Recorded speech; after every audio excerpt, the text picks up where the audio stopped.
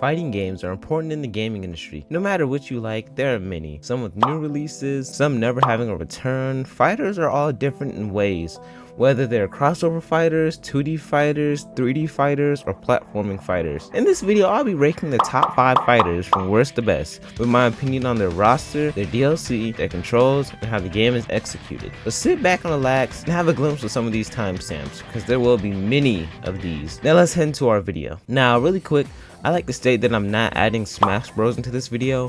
Why? There is really no valid reason for this. I'm sure people would rather hear actual fighters instead of platform fighters.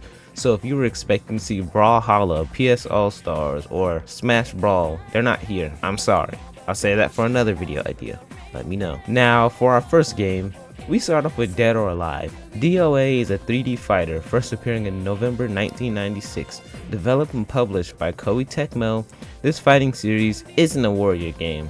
So goodbye Hyrule Warriors, P5 Strikers, Dynasty Warriors, Fire Emblem Warriors, Warriors Orochi, Samurai Warriors, and Fate Remnant. This game is quick like their hack and slashes, I would say though. Proceeding with the roster of DOA 5 is 30 characters, which isn't too bad. For everyone, I won't be getting to the newer installments unless I've played a bit of them, but the roster of DOA 5 is 30, as I said, characters who you'd believe to be crossover, but been there since the beginning, like Ryu Hayabusa from Ninja Gaiden. Shockingly, he's been there since the beginning of the game series. Even the movie, even Rachel is here. The DLC of DOA 5 isn't much, but it isn't bad. They brought Akira from Virtua Fighter from the dead after many years. Not to mention, they had Chun-Li of the upper body here, Mai Shiranui. As they brought back either newer or reoccurring characters, I'm not 100% sure. I've never been deep into DOA. Those characters being Jackie Bryant, Sarah Bryant, Pai-chan, and Naotaro Lee, making the complete roster 36. DOA's other DLC is a bit questionable. Any other characters besides those few, you think? No, just clothes for characters. Strange ones at that. Also, they have quote-unquote hottie films, I guess. Oh my god, bro. For like $5, you can see your favorite DOA girl do some crazy stuff. Why buy this when you could just watch it on YouTube? The controls of DOA are different. Instead of high punch, high kick, low kick, and all that, they have P, K, H, and T, standing for punch, kick, hold, and throw. Now these controls aren't bad at all. They're simple because R1, R2, and L1 put these buttons together to take the stress off your back. I think that's actually relieving because Street Fighter V really didn't do that, kinda. As I said, the game is a quick fighter. You beat the fool out of your enemy in a fast combo. You can even make them do flips with some attacks. The game is highly focused on smacking each other up. You see, I would enjoy this game, but with its ups, it's got its downs. The game is also freaky for whatever reason. Literally in every angle a skirt will fly up, which is kind of weird. And not to mention, you can change your girl's glasses, their hair, their outfit, which are all cool, but you can change their quote-unquote boxers.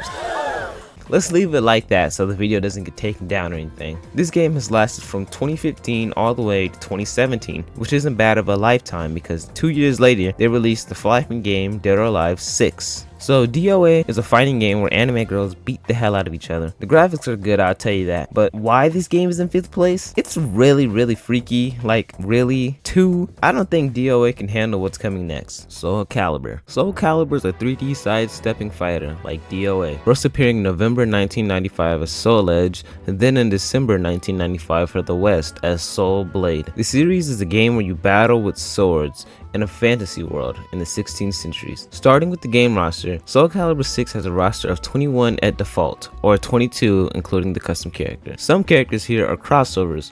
The Soul Calibur series is known for having a guest as a main roster. This time, it was Geralt of Rivia from The Witcher. In Soul Calibur 5, it was Ezio from Assassin's Creed. In Broken Destiny, it was Kratos from God of War. In Soul Calibur 4, it was Yoda. In Legends, it was Lloyd Irving from Tales of Symphonia. And in Soul Calibur 2, it was Link from the Ocarina Incarnation. Now, of course, there are more exclusives, but no one wants me to get into all of that. Plus, you only care about the bigger ones, I'm for sure. Soul Calibur 6 had some DLC, mainly 2B from Nier Automata, which is actually a different choice. at least Nier is getting some respect and appearances in other games, and Haramaru from SNK's Samurai Showdown, who was the second crossover DLC. But they had more characters like Tira, Amy, Cassandra. For season 2 they had Hilde, Setsuka, and Huang. Other than that, it was a lot of costumes. The controls of Soul Calibur also differ, with B, P, K, and G, standing for blade, punch, kick, and guard. This is kinda cool, but the combos are a little difficult to execute in this game. You have to sidestep forward and back to pull off some of these moves. I like the controls of this game because they're not too hard to decipher what it means. The game wasn't executed badly, just didn't have enough single player content to live long enough. But the game also had a few things: a power bar and an R1 function. The R1 function is where whoever you're playing may guard and charge up a red energy around the blade. Hitting the enemy, they will go into a showdown sequence, which I love. It's all 50-50 depending on who gets the wider, quicker, or heavier attack. It's a gamble of health and I love it. Now, the game can honestly be really unbalanced, specifically Yoshimitsu and Nightmare, and the power bar charges up your character when you're taking damage or in the final round. I'm not sure of what it all can do, but I do know you can use your ultimate attack with this. When triggering it, it will freeze the opposing side, which is a huge downside, so prepare. The game lasted from 2018 all the way to 2020, which is a sad lifetime, but I love Soul Calibur. I just got into it and it's amazing. Sadly, it takes the place of 4th. It's not really ready for what's up next. Tekken. Tekken is a really famous fighter, first appearing in September of 1994, being a 3D sidestep heavy-hitting fighter game, known for its crazy punches and impacts. I have to go off Tekken 7, sorry Tekken 8, but maybe if they had a demo, some things would change here. But Tekken really had a big roster, having 36 at launch. It's bigger than the last 2 games we just talked about, with many reoccurring characters. I'm not sure if this game included new characters. I've just gotten into Tekken. But one thing I will say about the roster is that I'm sure, canonically, they're speaking Japanese. One cool detail is that one character actually speaks English. I don't know their name, but I'll throw up an image of them right here. I guess it's cool, but like the last few games we spoke about, this one also includes a crossover as base roster, mainly Akuma. And Akuma actually has plot here and he's canon, which is shocking. But this game has a DLC, a lot of DLC actually, with Eliza being pre-order bonus, Season 1 including Geese Howard and Final Fantasy's Noctis Lucius Kylum, Season 2 including Anna Williams, Lei Wulong, Craig Murdoch, Armor King, Julia Chang, and Negan Smith. Season 3 included Zafina, Ganryu, Leroy Smith, and Fakuram, as Season 4 ended with Kunimitsu and Lydia Sobiska. Did you know that Yoshimitsu from here is also in Soul Calibur? Weird, huh? That's a lot of DLC, making a total of 48 characters. Jeez. Tekken is no joke when it comes to DLC. Just like they're no joke when it comes to controls. In this game, their inputs are really different. Instead of P's and stuff, you usually have left punch, left kick, right kick, which is really weird just reading it. You literally choose the limb they use to fight. But the controls in this game are simple, unlike the combos. The combos in this game are insanely hard. Oh my god, just look at this. If you think this is worse, look at this. This is the new Tekken. What do you mean, easy combo guide? Well, the game is executed amazingly, I'll say. You can break through grounds and so much more. Tekken also makes sidestepping really fast, which is another thing I like. Also, the game lasted longer than all the games on this list, from 2015 to 2022. December 2022. That's a long time. The game's menu looks a little weird also, and outdated, but hey, this game came out in 2015. If I had Tekken 8, I'd give it a better opinion.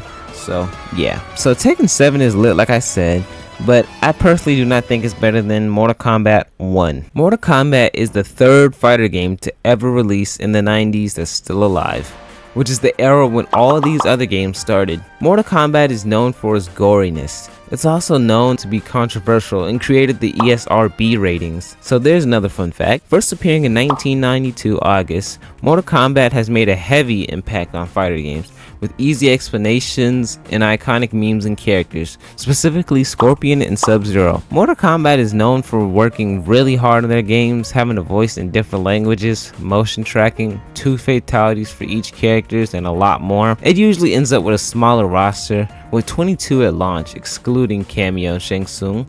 The roster may be small, but they do a lot for it, and it pays off. Like, all these characters have dialogue with one another. None of the other games on this list do that besides Soul Calibur, and it's barely any dialogue with each other in that game. But for side fighters, the cameos make the roster. But for side fighters, the complete roster of Mortal Kombat 1 including cameo makes 37. We all know Mortal Kombat's DLC is a lot because Mortal Kombat is known for having a lot of crossovers. Some random, some asked for, some just impossible, like Jason. They had Jason in this game, bro. Starting in MK9, guest characters have become big. For now, the Mortal Kombat 1 roster still isn't finished, as the DLC isn't done just yet. By the time this video has released, Peacemaker should be releasing in about 15 to 13 days. Their first DLC, Shang Tsung, who was a pre-order bonus, while Combat Pack 1 includes Omni-Man from Invincible, Quan Chi, Peacemaker from the Suicide Squad, Ermac, Takeda, and Homelander from The Boys. For their cameo, it includes Tremor and Chameleon. This game's roster is gonna be huge, having a spot right behind Tekken, a roster of 44. That's a lot of characters. Mortal Kombat's controls are known for being easy, such they are in this game. Mortal Kombat 1 is easy and smooth to play. Combos are easy and the inputs are the buttons on your controller, so I don't have to explain them like HP or low P, which I like. Not to mention the L2 and R2, or RT and LT, use the ultimate attack. This game is really easy to play, which again I like. It was my first game out of all these games, my first fighter. Mortal Kombat 1 was a perfect execution, as the series was going through a rough time with MK11's heaviness. This has fixed the series a lot. The only issue is balance and another thing. Just some characters are so underpowered, while some are overpowered. Like Sub-Zero is so underpowered. An entire combo does nothing. That's my only issue. Also, this game lacks content. Back in the older MK games, we had a lot more. This game, we have nothing but a boring battle game mode. Literally nothing new. I understand that they can't include everything after all hard work, but this game is going down in a way. MK1 just needs something different, because 11 didn't only have battle and story mode, it also had crypt and crazy customization. 10 had crypt and test your might game modes. MK1 needs just a little bit more, but it takes the cake of second place, honestly.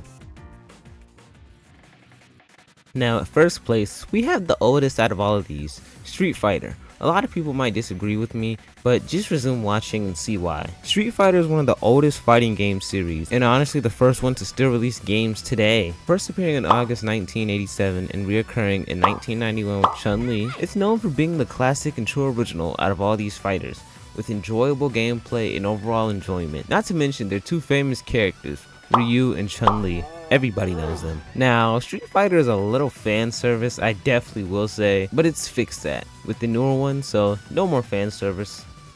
No more.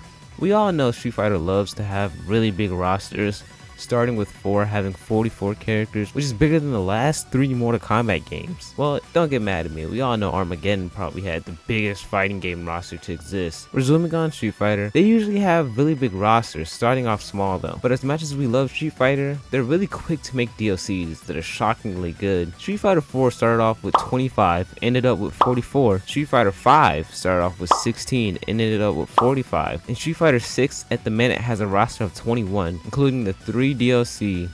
Yeah, we're sure their roster will be big. Now, Street Fighter's DLC, they're also known for having some interesting content. Not always crossover characters, but in general. Some new or reoccurring characters. They're wild. See this guy? Yeah, him. He wasn't only in here, he was here too. Dude, they even had Dante, Morgan, and the Teenage Mutant Ninja Turtles outfits in their game. They literally had the Capcom side of Marvel vs. Capcom Infinite in Street Fighter 5. They've even linked with Spy X Family to have Yours outfit. Wowie. Their DLC roster isn't fully revealed, but we know a couple of characters, starting with Rashid, Aki, and Ed. And from what I've seen, there's supposed to be one more DLC for the current Fighter Pass, so they know exactly what they're doing. Controls have always been a big bug with Street Fighter, sometimes having too confusing inputs or impossible to decipher. We've all suffered from this, because in Street Fighter you usually have to pause and read them and maybe study them for a bit, but that's all changed. They have a selection mode for players now. You can choose to play classically or modern, so no need to half circle your game, just click triangle. Wow. That's fixing the game in so many ways. That is amazing to me, making the game so much easier for newer players or turning it back to a difficult mode for older fans. So, Street Fighter 6 is being perfectly executed, with many things to do. I put this high up due to it having more than fighting in story mode. In this game, there's an actual street to train on with your custom character, or you can go battle in the hub against online players. Street Fighter 6 is aimed for both generations, which they said, and they executed it so well. The reason why Ryu isn't the main character anymore is because they want Luke to be. Luke was made for newer fans, so you could say he's like the Miles Morales to Street Fighter. So at the minute, Street Fighter is living on with their plans, but Street Fighter V lived from 2015 to 2022, which isn't bad. Again, I'd like to state everything in this video was solely based off my opinion. I don't mean to offend anyone. If you agreed or think this wasn't a bad video, give it a like, man. It'd do me a favor, but as always, have a nice day. Ladies and gentlemen, boys and girls, theys or them. I will be seeing you in the future, and let me know what I should rank next. I'm out.